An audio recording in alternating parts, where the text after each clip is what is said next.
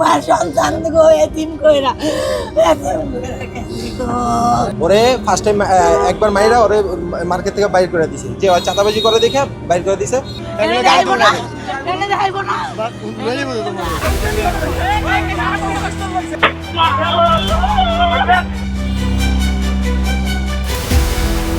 রাজধানীর মৌচাকের আনারকলি মার্কেট, ব্যবসা বাণিজ্যের কোলাহলে মুখর এই এলাকা। তবে ৮ জুন সোমবার রাতে এখানেই ঘটে রক্তাক্ত এক হত্যাকাণ্ড। স্বেচ্ছাসেবক দলের সাবেক নেতা বিল্লাল হোসেন তালুকদারকে প্রকাশ্যে ছুরিকাঘাতে হত্যা করা হয়। আমি যদি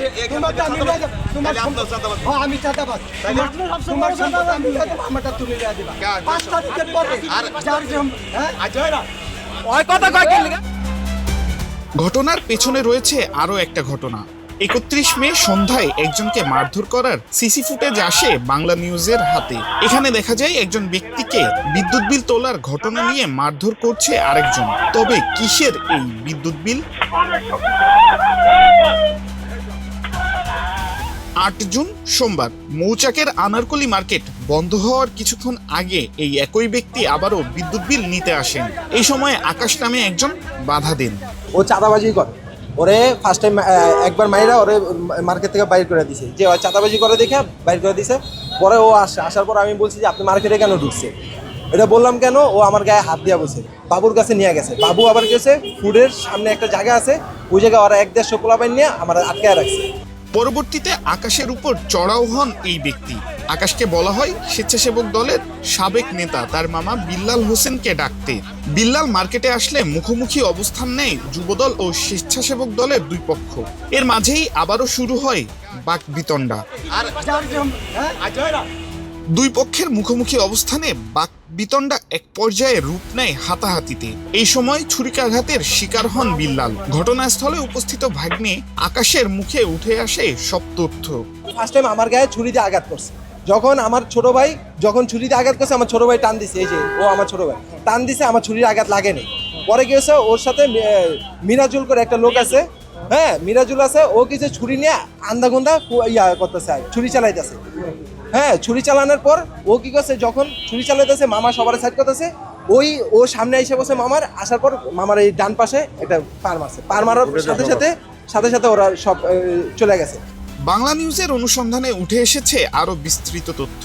সূত্র বলছে ২০২৪ সালের ৫ আগস্ট রাজনৈতিক পট পরিবর্তনের পর আনারকলি মার্কেটকে কেন্দ্র করে সক্রিয় হয়ে ওঠে একাধিক চাঁদাবাজ চক্র। ফুটপাত, অবৈধ বিদ্যুৎ সংযোগ, ময়লার বিল এবং ব্যবসায়ীদের কাছ থেকে অর্থ আদায়ের নিয়ন্ত্রণ নিয়ে দীর্ঘদিন ধরেই চলছিল আধিপত্যের লড়াই। এই ঘটনাকে কেন্দ্র করে মারধরের ঘটনাও ঘটেছে। ইলেকট্রিক্যাল বিল তুলতো ওই লোকটা, যে আশরাফ ভাই, ওনার বিরুদ্ধে একটা কেউ বা কারা চাঁদাবাজের একটা অভিযোগ তার কাছে দেয়। তো সেই মর্মে ওই আশরাফ ভাই আইসা ওই আমাদের যে কারেন্ট বিল নিত, এই সিরাজ, তার নাম সিরাজ ভাইকে ওনারা জিজ্ঞাসাবাদের সময় ও সিরাজ ভাই উল্টাপাল্টা কিছু হয়তো বলছে, যার কারণে আশরাফ ভাই ওকে শাসন করার জন্য কয়েকটা লাঠি দিয়ে তাকে কয়েকটা আঘাত করে।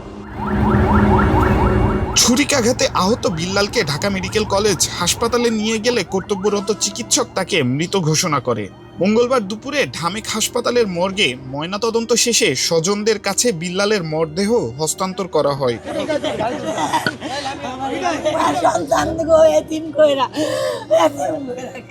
এরপর নয়াপল্টনে বিএনপির কেন্দ্রীয় কার্যালয়ের সামনে এবং মালিবাগ রেলগেট এলাকায় তার দুটি জানাজা অনুষ্ঠিত হয়।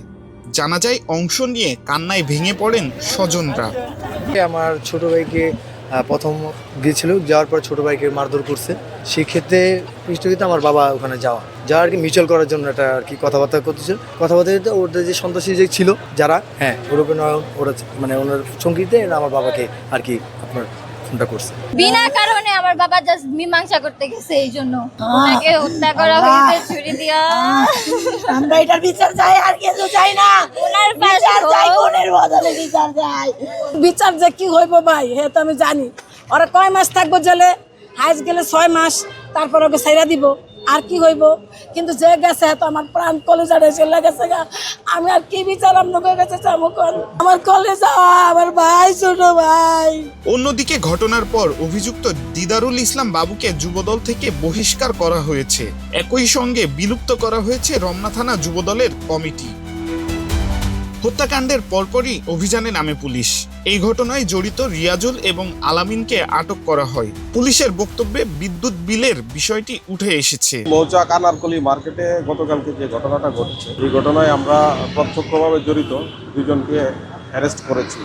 কিছুদিন যাবৎ ময়লার ও বিদ্যুৎ বিলের টাকা নিয়ে একটা ব্যাপার ছিল, এই সমস্ত কথা আসছে। আমরা সবগুলাই দেখতেছি, এখনই ফাইনালি কিছু বলা যাচ্ছে না। ইনভেস্টিগেশন চলছে, পরবর্তীতে বলা যাবে।